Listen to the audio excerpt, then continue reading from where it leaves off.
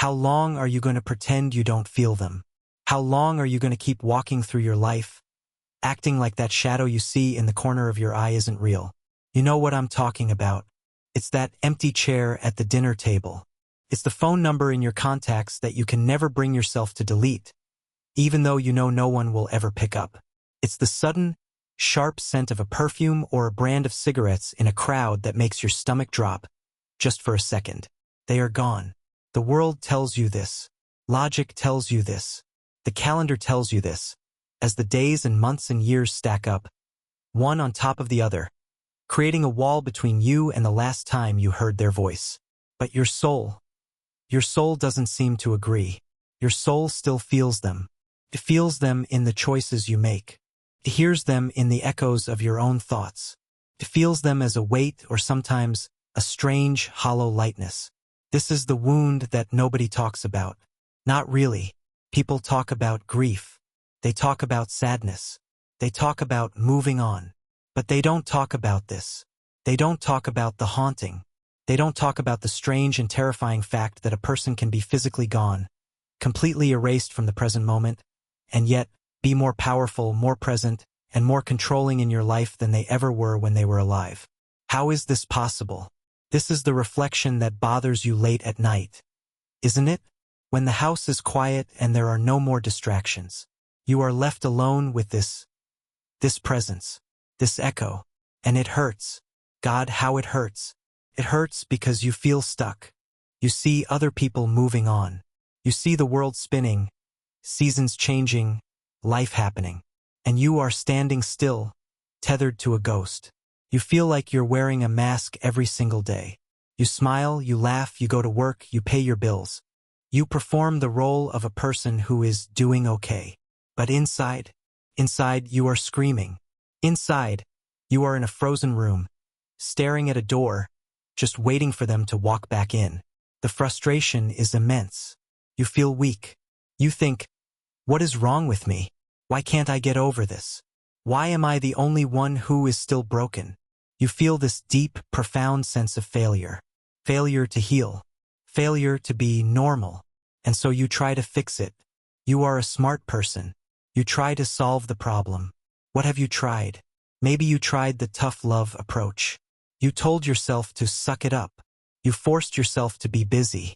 You filled every second of your day with work, with projects, with noise, with other people. You ran from the silence, believing that if you could just run fast enough, the echo couldn't catch you. But the moment you stop, the moment you lie down in bed, the noise of the day fades, and the silence that's left is deafening. And it's full of them. That solution failed. It just made you tired. It made you feel even more like a fraud. Or maybe you tried the opposite. Maybe you tried the memorial approach. You built a shrine. Maybe not a physical one, but a mental one. You refused to let go. You surrounded yourself with their things. You replayed old memories over and over, like a favorite movie. You kept them alive in your mind. But this also failed. Because while you were busy keeping them alive, you were forgetting to live your own life. You became a museum curator for a life that was over, and your own life, the one that is happening right now, became dusty and empty. You weren't carrying them. You were being buried by them. Maybe you even tried the intellectual approach. You read books on grief. You tried to understand the 5 stages. You tried to pathologize your pain, put it in a neat little box with a label on it. But the pain didn't fit in the box. The pain laughed at your labels. Because this isn't a stage. This is a fundamental rewriting of your entire being. All these attempts, all these false solutions, they all have one thing in common. They made the frustration worse. They made you feel more isolated, more broken, more inauthentic. And why? Why did they all fail? They failed because you were looking in the completely wrong place. You've been trying to solve the problem of their absence. You've been trying to fix the past. But the problem isn't the past. The problem isn't that they are gone. The problem is how you are carrying them right now in the present. The problem is what their absence has done to you. There was a profoundly wise man, a psychologist named Carl Rogers, who spent his entire life studying not ghosts, but the self. He wanted to know what makes a person feel whole. What makes a person feel alive, authentic, and free? And in his work, he uncovered the single most painful human experience. He gave it a name. He called it incongruence. It's a simple idea with devastating power. Incongruence is the painful, agonizing gap between two versions of you. First, there is the person you really are deep down. Your real self. This is your core. It's your gut feelings, your true desires, your messy emotions, your spontaneous laughter, your deep, unspoken pain. It is the raw, unfiltered, authentic you. Second, there is the person you think you need to be. The person you pretend to be loved, to be accepted, to survive. This is your mask. The distance between that mask and your real self. That is the gap. That is incongruence. And Carl Rogers said that this gap is the source of all our anxiety, all our depression, all our feelings of being lost and stuck. When you lose someone, this gap doesn't just get wider. It becomes a canyon. Why? Because that person who is gone. They were tangled up in your mask. Maybe you were the good son for them. Maybe you were the strong wife for them. Maybe you were the successful friend for them. You played a role. And now that they're gone, who are you? The role doesn't make sense anymore. But the mask is all you know how to wear. And your real self, the one who is grieving, the one who is angry, the one who is perhaps even relieved, that real self is buried so deep you're terrified to even look at it. You think you are haunted by a person. You are not. You are haunted by the incongruence they left behind. You are haunted by the gap between the life you are supposed to be living and the one your soul is screaming for. This is the turning point. This is the moment you stop looking at the grave and start looking in the mirror.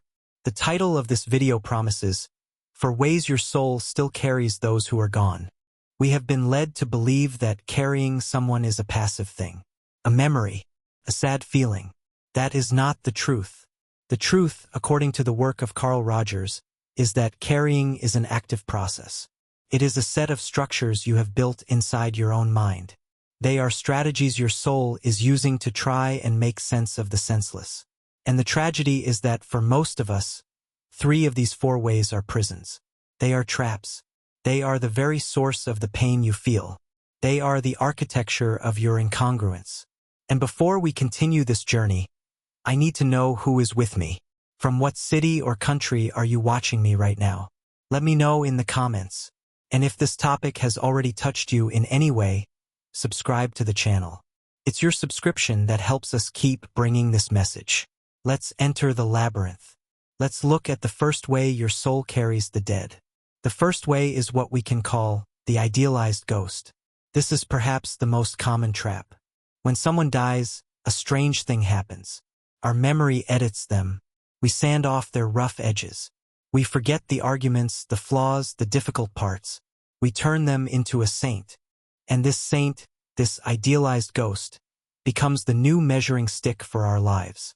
This ghost is the embodiment of our ideal self. The ideal self was Rogers' term for the person we think we should be. The perfect, flawless, ever patient, always successful, never angry version of us.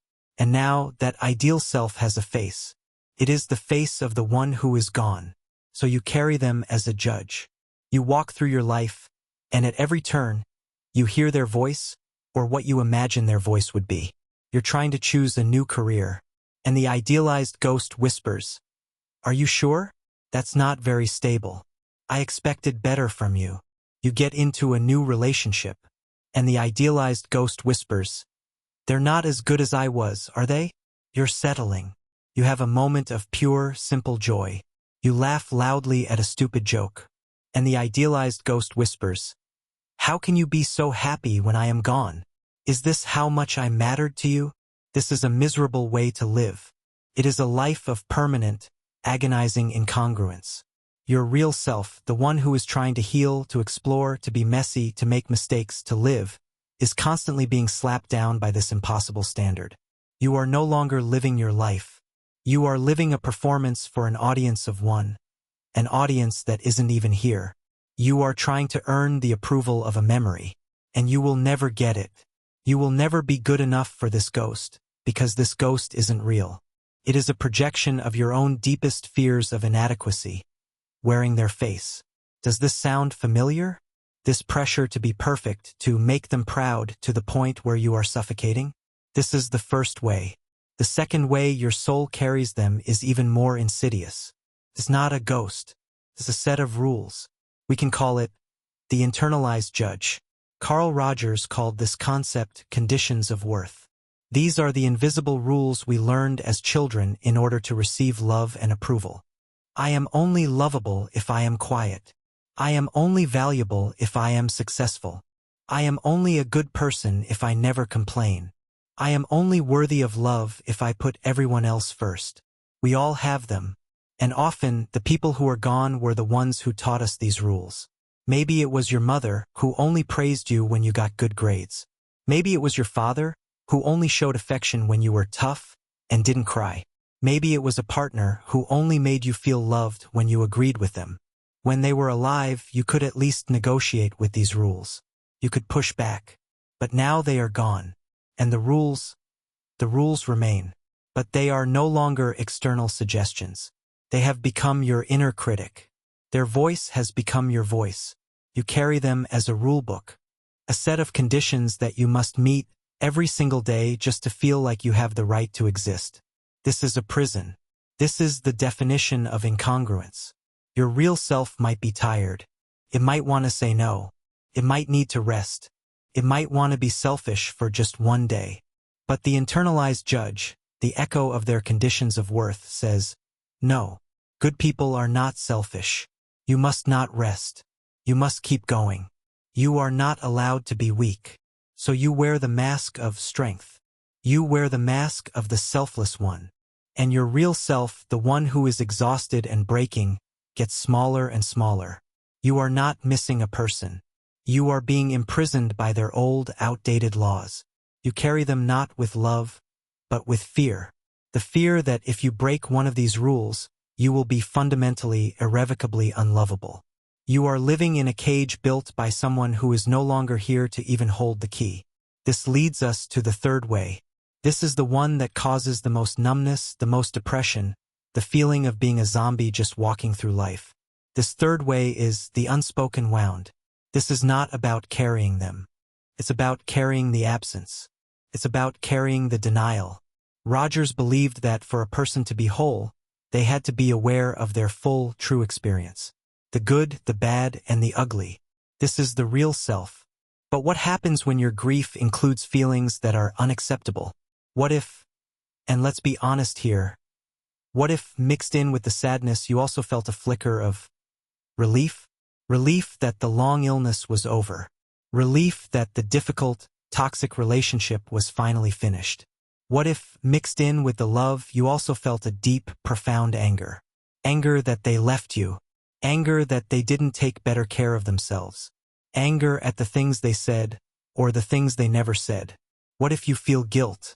Guilt over that last argument. Guilt that you weren't there. Society and our own internalized judge tells us these feelings are wrong. You shouldn't speak ill of the dead. You must be strong.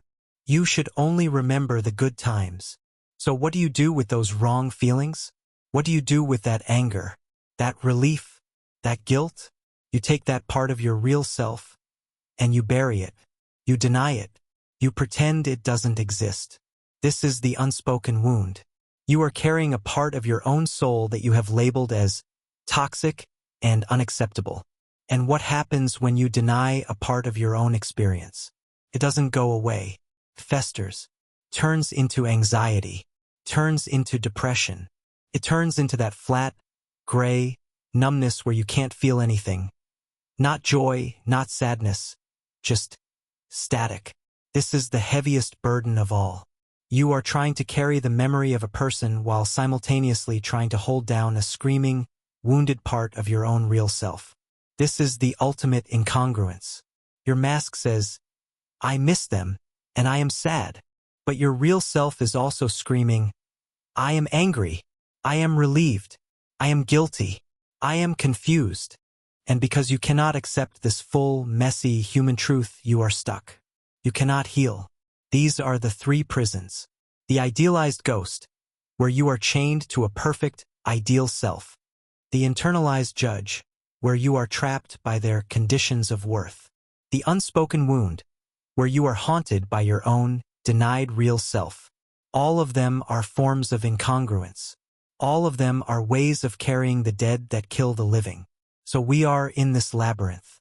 We are trapped. What is the key? What is the way out? What is the fourth way? This is the great revelation. This is the aha moment. The key is not to stop carrying them. You can't. They are part of your story forever. The key is not to forget them. That's impossible. The key is to change how you carry them. The key is to move from a state of incongruence to a state of congruence. Congruence is the exact opposite of that painful gap. It is when your real self on the inside and your actions and words on the outside are aligned. It is a state of wholeness, authenticity, peace, and the tool that gets you there. This is the most beautiful concept Carl Rogers ever gave us. He called it unconditional positive regard.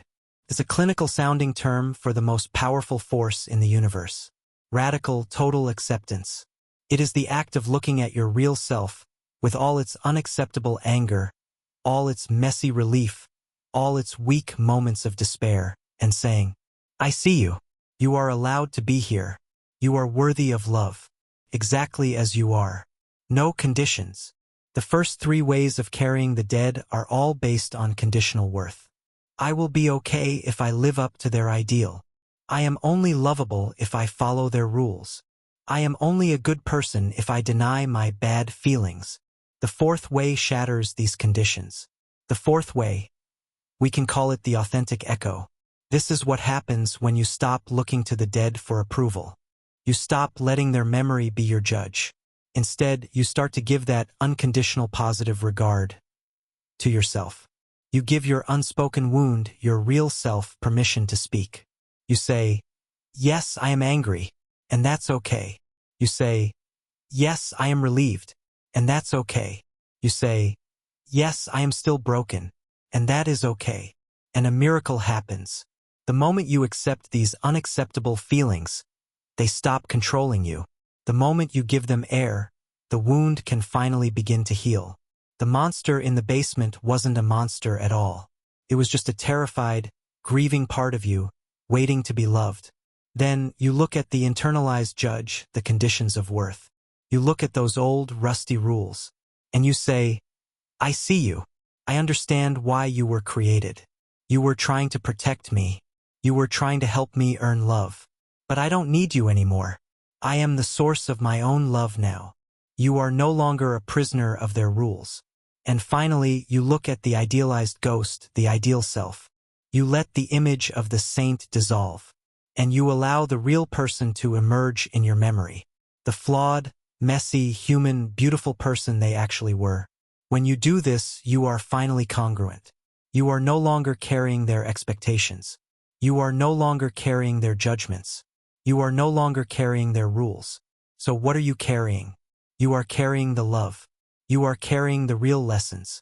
You are carrying the laughter. You are carrying the strength they showed you, or the strength you found in their absence. They stop being a ghost that haunts you, and they become a part of your real self. You don't live for them. You live with the best of them, integrated into your authentic life. This is the fourth way. You don't let them go. You let go of the incongruence. You let go of the mask. And in doing so, you don't just get your life back. You get them back, in the only way that matters. As an authentic, healing echo of love, not a conditional, painful judgment. You carry them not as a burden, but as a ballast, as a part of the foundation of the new, authentic, congruent you. Did this revelation make sense to you? I really want to know your opinion. And if you've made it this far, you are part of the 1% who truly seek to evolve. So, if you haven't already, subscribe now so you don't miss the next video, and tell me which city you managed to reach the end from. What does this new path look like? What does it feel like to walk through the world carrying them in this fourth way? It's not that the sadness disappears. The empty chair is still empty. The phone number is still silent, but the sadness is clean. It is no longer tangled up in guilt. It is no longer choked by anger. It is no longer poisoned by the pressure to be perfect. It is just love. It is the love you had for them with nowhere to go. And that is a pure, human, and beautiful thing to feel. Remember that mask you were wearing in the beginning? The one that felt so heavy, so fake? You don't need it anymore. The gap between who you are and who you pretend to be, it closes. You can laugh, and it's a real laugh. It's not a betrayal of their memory. It's a celebration of the life you still have. You can make a choice, and it's your choice. It's not based on their old rules or their imagined approval. It's based on your real self, your own inner truth. You are no longer a museum curator for a life that is over. You are the author of a new one, and you are not alone. You are carrying their truest, best echo with you as a source of strength. We started this journey with a haunting, a feeling that you were stuck, tethered to a ghost. The great transformation is this. The question was never how to let them go.